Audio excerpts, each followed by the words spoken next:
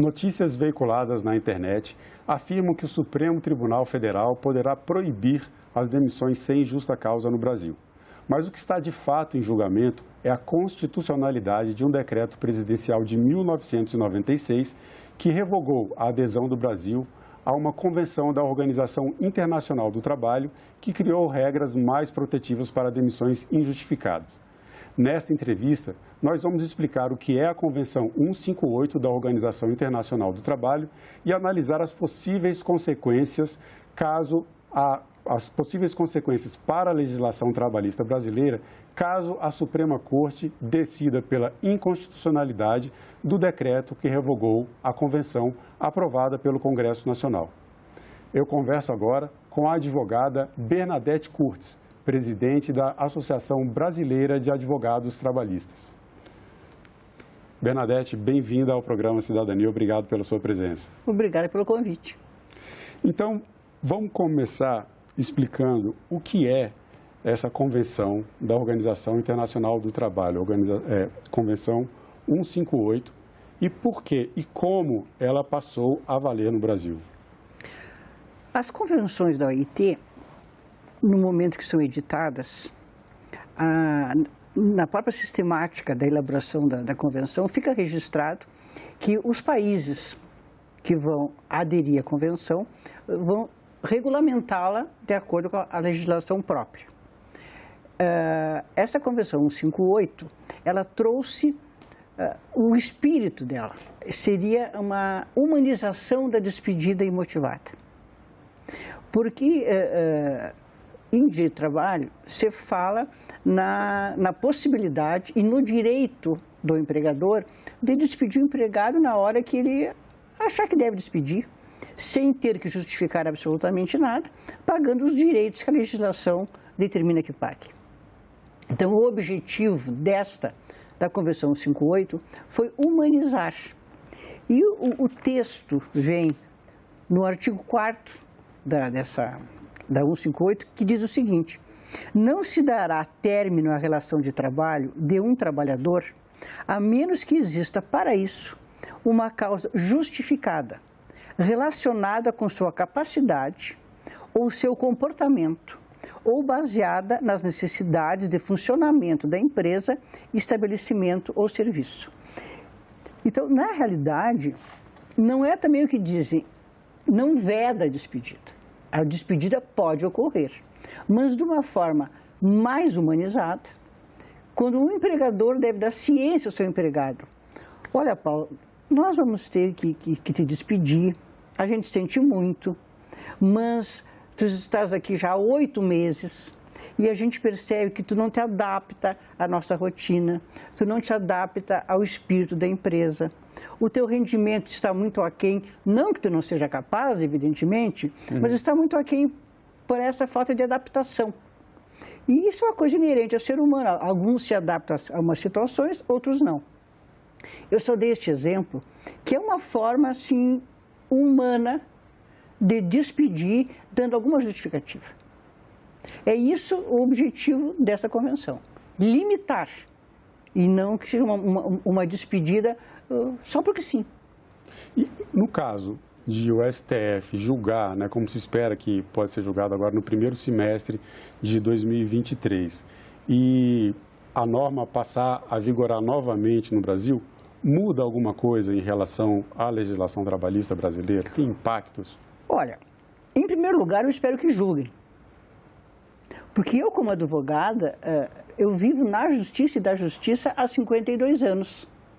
Mas eu te confesso que eu não me acostumo, eu não encontro explicação para que um processo que ingressou em juízo em 1997 não tenha sido julgado até hoje. Isso é um absurdo.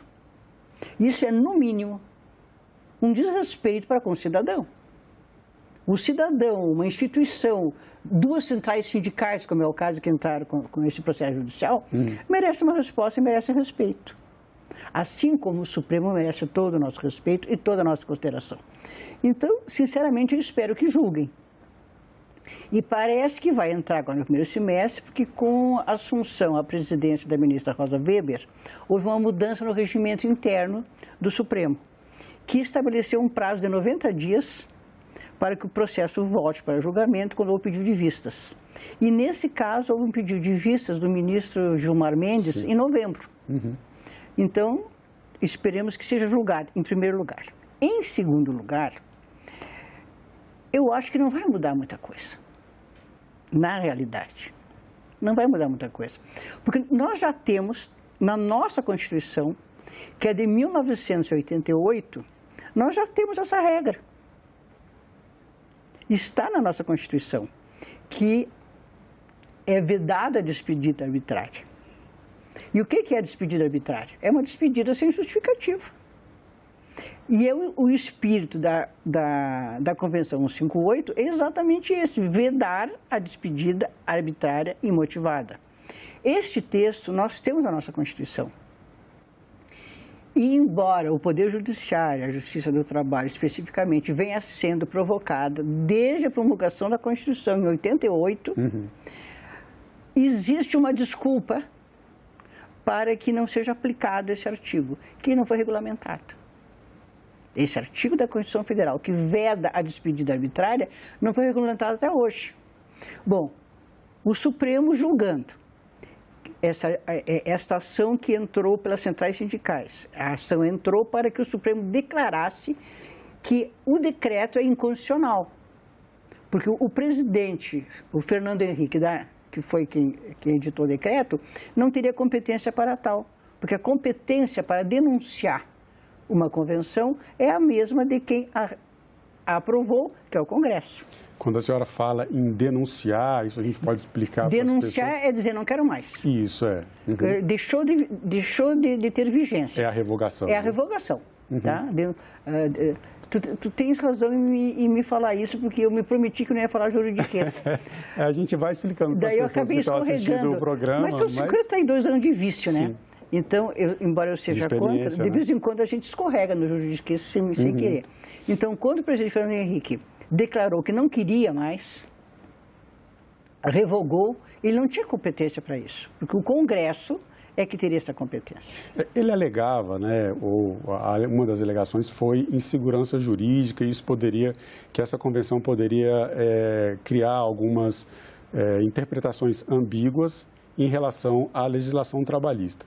E um dos pontos que está criando um certo burburinho na internet, é bom a gente esclarecer aqui também, é que, bom, as demissões sem justa causa não poderiam mais ser feitas no Brasil, isso seria proibido. Não. E uma outra que pode causar muito alvoroço, principalmente nos empresários, seja micro, pequenos empresários ou grandes empresas, é que no caso de uma empresa demitir imotivadamente ou de uma demissão arbitrária, o empregado, se considerando injustiçado, poderia entrar na justiça pedindo para ser reintegrado à empresa. Existe base nesse tipo de interpretação? Não. Em primeiro lugar, não é vedado a ninguém ingressar em juízo postulando o que entender de direito. Ponto pacífico. Certo. Qualquer empregado despedido de forma motivada pode ingressar em juízo. Agora, pobre empregado que no Brasil dificilmente iria ganhar. Porque, embora exista essa pecha de que a Justiça do Trabalho é uma justiça que dá tudo para o empregado, que dizem que a Justiça do Trabalho dá o que o empregado não pediu, não é verdade. A Justiça do Trabalho é uma justiça social. E a Justiça do Trabalho existe exatamente para isso, para diminuir, tentar equilibrar um pouco essa diferença que existe entre capital e trabalho. Porque o que se entende do trabalho é tratado como custo. Trabalho não é custo. Trabalho é vida. É vida para quem trabalha e é vida para a empresa. Sim, e a empresa o empregador precisa, mas o empregado para crescer. Exato, os dois precisam. E o empregado precisa para viver. Sim. Então, dificilmente, porque o nosso Poder Judiciário, e quando eu falo como um todo, e nele está incluído a Justiça do Trabalho, é bastante avesso a aplicar tratados internacionais. Nós temos diversos tratados internacionais que a gente fundamenta nossos pedidos. Eu digo a gente, nós advogados, quando entramos com pedido em juízo, a gente fundamenta. Fundamenta em quê? No artigo tal da CLT, no artigo tal do Código de Processo Civil, no artigo tal do Código Civil, na Convenção 158 da OIT. no Pacto de São José da Costa Rica, que traz uma série de proteções. Olha, nos meus 52 anos de advocacia, eu vi, que eu lembre, 2 sentenças que buscaram subsídios em tratados internacionais. 2. Nós temos, sim, uma ala muito progressista de magistrados que se esforçam para fazer essa prática de trazer esses tratados internacionais, incorporando a nossa sistemática vigente legislativa. Mas, como diz o trabalhador, mas chega lá em cima não vinga, doutora. Vinga muito pouco. E outra coisa que me chama a atenção é que existam empresários agora muito preocupados com o 158. Mas os empresários são muito bem assessorados, são muito bem assistidos, têm os melhores advogados em tese, equipes à sua disposição. O que esses senhores empresários fizeram desde 1997 até hoje que não tomaram providência com relação a isso? Por que eles não provocaram os seus deputados no Senado para editar uma lei derrubando essa convenção? Por que eles não fizeram isso? Deu tempo. Estamos falando de 1997 para cá. Quantos anos são? 26? 25, agora vai completar 26 anos já, né? Por causa do mês em que a ação direta de constitucionalidade então, não tem, este medo, entre aspas, eu acho que... Olha, eu acho que é muita perfumaria desses empresários. Porque se eles estivessem realmente preocupados com isso, eles já tinham tomado a providência. E no caso a gente tem esse lapso enorme de tempo, né, de 25 anos, para julgar uma questão tão importante. A gente tem uma mudança de contexto também, a gente conversava um pouco sobre isso antes da entrevista. Tem 2 aspectos que a gente pode conversar sobre isso. Né? Oi? É o século passado. Século passado, exatamente. 25 anos, nesse caso, a gente está falando de século passado e, assim, das últimas décadas, né? Nem assim, ali pertinho, já terminando o século passado. Mas a gente tem o próprio texto, né, da Convenção fala em mudanças, né, ele cita mudanças tecnológicas e dificuldades econômicas por quais passavam os países, né, naquele momento. Hoje a gente vive um momento de processo inflacionário, de dificuldades econômicas de escala global, e esse processo de mudanças tecnológicas é muito mais ameaçador para postos de trabalho. A gente pode ver, inclusive, né, uma coisa que parece paradoxal, que as empresas, as Big Techs, que empregaram tanta gente nos últimos anos, estão demitindo em massa. Né? Facebook demitindo 11 mil funcionários pelo mundo. O Brasil hoje é o 5º país do mundo com o maior número de demissões dentro do setor de tecnologia. Então, dentro desse novo contexto, né, à luz dessas questões de mudanças tecnológicas e dificuldades econômicas, a volta dessa convenção para o ordenamento jurídico brasileiro seria pertinente? Eu acho que seria mais pertinente do que nunca. Primeiro, nós temos que ver o seguinte: digamos que o Supremo vote logo e declare que esse decreto que liquidou com a convenção é inconstitucional. E, portanto, ele volta para o mundo da nossa legislação. Vai ter que ter toda uma adaptação disso aí, que não se faz em 5 meses, 6 meses. Porque a nossa Constituição é de 88 e até agora não regulamentaram o artigo que diz que é vedada a dispensa arbitrária. É o artigo 7º. É o artigo 7º. E o que diz essa convenção? Diz a mesma coisa. Diz a mesma coisa. Mas, nesse momento que nós vivemos, onde mais do que nunca os empresários descobriram, em função da pandemia, que desligar o ar-condicionado, que eliminar 10 salas que eram ocupadas e botar o seu João e a Dona Maria na casa deles, usando a luz da casa deles, usando a internet que eles pagam e usando o computadorzinho que eles compraram em suaves prestações em 24 vezes, às custas deles, representa uma economia fantástica para a empresa.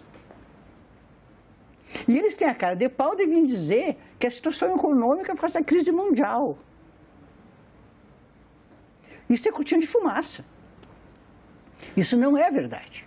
Então, eu acho que, neste momento, mais do que nunca, alguma medida que coloque freio numa despedida imotivada, arbitrária, desumana, é muito necessário. Então, teria algum impacto na nossa legislação trabalhista? Ela seria auto-aplicável? Será que essa convenção ela teria esse condão de regulamentar, por exemplo? Não é auto-aplicável. Nenhuma convenção é auto-aplicável.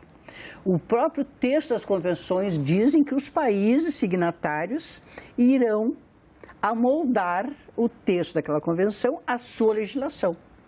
Então, terá que haver uma regulamentação de acordo com a legislação nacional de cada país.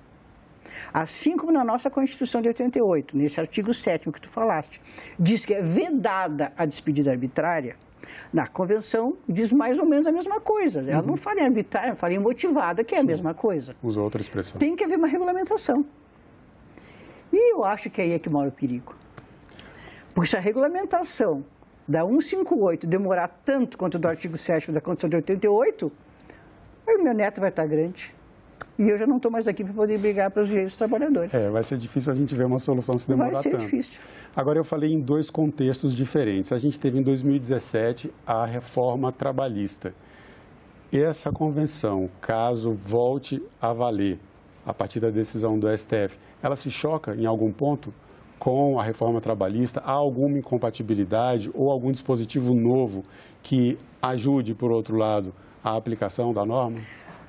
A reforma trabalhista foi feita, pensada, planejada e financiada para liquidar com o máximo possível dos direitos dos trabalhadores. E mais do que podar esses direitos, ela foi pensada, bolada e financiada, inclusive por ministro de dentro do TST, deu uma forma para impedir o acesso do trabalhador à justiça. Essa reforma trouxe artigos que estabelece pagamento de custas para o empregado hipossuficiente, mesmo que ele litigue, que ele entre em juízo com o benefício da assistência judiciária gratuita, ele tem que pagar custas se perder. Ele é penalizado se ele faltar na audiência, for arquivado o processo, para poder entrar de novo, ele tem que pagar custas. Ele se perde parte da demanda total, ele tem que pagar honorários. Então, eu não choca, porque o espírito da convenção é exatamente o oposto do espírito da lei da reforma trabalhista. A lei da reforma não foi para proteger os grandes empresários, sem sombra de dúvida. Quem financiou os estudos, quem financiou tudo, foram os grandes conglomerados de empresários, especialmente da área financeira, com o beneplácito de gente de dentro do TST. Então choca, porque são objetivos não distintos, antagônicos. Um quer proteger, o outro quer liquidar. Choca. E no caso de a norma voltar a valer, aí tem um dispositivo também que determina que o empregador, a empregadora, ao demitir, teria que motivar. Essa demissão. A justiça poderia, ou caso o trabalhador ingresse na justiça, poderia verificar a validade dessa motivação? E aí, caso discorde, como ficaria essa situação? Pode. Não só pode, eu diria, não só pode, como deve, vigindo a convenção. Mas como tem na Constituição de 88, que é vedada a despedida arbitrária, sinceramente, tu achas que isso aí vai criar um impacto tão grande? Eu acho, eu penso, e mais do que achar e pensar, eu desejo que, vigindo a convenção, que o empregado despedido de forma totalmente motivada ingresse em juízo. E eu espero que a Justiça do Trabalho perquira, busque a verdade, investigue através da prova, se houve ou não houve a fundamentação adequada. Isso é o que se espera. Mas eu te confesso que eu sou muito pessimista com relação a isso. E isso vai depender, e muito, do trabalho de nós, advogados. Que isso é uma coisa que os nossos telespectadores têm que saber. Porque eu ouço muita piadinha de advogado por aí, tu também deve ouvir, tu deve saber diversas. Agora, o que o telespectador não sabe, a maioria, É de quem constrói o direito neste país e em todos os países somos nós, advogados. Não é o desembargador, não é o ministro do Supremo. Não é, não são eles. Somos nós, advogados, que construímos. Nós pedimos. A função nossa do advogado é entrar em juízo e pedir. Eu quero que o meu fulano reclamante seja reintegrado porque a despedida dele foi imotivada e foi arbitrária. Eu tenho que pedir. O juiz vai dizer não. O TRT vai dizer não. O TST vai dizer não. E eu peço de novo, eu peço de novo, eu peço de novo. É isso que constrói a jurisprudência, é o nosso trabalho. Para te dar um exemplo, quem é que pensa hoje que a hora extra que tu fazes não integra o teu salário? É óbvio, né? Não era assim, meu querido. Nós gastamos muito papel, no tempo do papel, que agora é o processo eletrônico, peticionando e postulando a integração da hora extra trabalhada no salário do empregado. E fomos levando não pela cara, improcedente, improcedente, improcedente. E de tanto bater, sabe aquela história? Bate na pedra. Água mole, água mole, pedra dura, tanto dá até que fura. A gente arranca a jurisprudência peleando, pedindo. Então, esse trabalho terá que ser feito por nós, advogados. O advogado trabalhista é o resistente por natureza. É o construtor do direito por natureza. Nós não nos conformamos. A gente não fica quieto. Por isso muita gente não gosta de nós. Mas o seu João lá, que trabalha 10 horas por dia, e tem que saber que no fim do mês integra aquelas horas extras, o salário dele, que aquelas horas extras vão contar para o fundo de garantia dele e que vão contar para o 13º e para as férias, foi nós que arrancamos. Quem é que... As férias. O empregado de férias ganha 1.000 por mês, ou ganha 1.000 por mês. Eu fui uma das advogadas que gastei a minha saliva em congresso de advogado, postulando e postulando e brigando. As férias têm que ter um a mais, porque o dinheiro do empregado está comprometido, a comida, o aluguel, a água, o sapato. E não pode nem visitar o compadre a 50 quilômetros, tem que ter um plus. Essas conquistas sociais, elas dependem, claro, do advogado. Dos advogados e da ação dos trabalhadores, da organização... Dos sindicatos também. Dos sindicatos. Provocarem essas questões. Agora, para a gente encerrar a nossa entrevista, uma das coisas que a gente citou aqui é a possibilidade de mudanças tecnológicas causarem desempregos, inclusive desempregos em massa, muitas profissões já ameaçadas, causando, né? por essas mudanças. Uma mudança tecnológica pode ser considerada uma justa causa? É uma pergunta de leigo, mas que muita gente faz na internet. Olha, depende do ponto de vista que for encarado. Tecnicamente, houve uma total mudança que eu demonstro que eu tenho 50 empregados e eu vou precisar de 10, isso aí pode ser encarado na justiça, numa reclamatória, numa demanda pedindo isso, pode ser encarado como sim. Agora, se o julgador não se ativer única e exclusivamente em aspectos técnicos, na letra fria da lei, e se preocupar em construir um direito social, a resposta pode ser não. E aí, meu querido, vai depender muito do advogado que assina a petição, da garra dele e da insistência dele.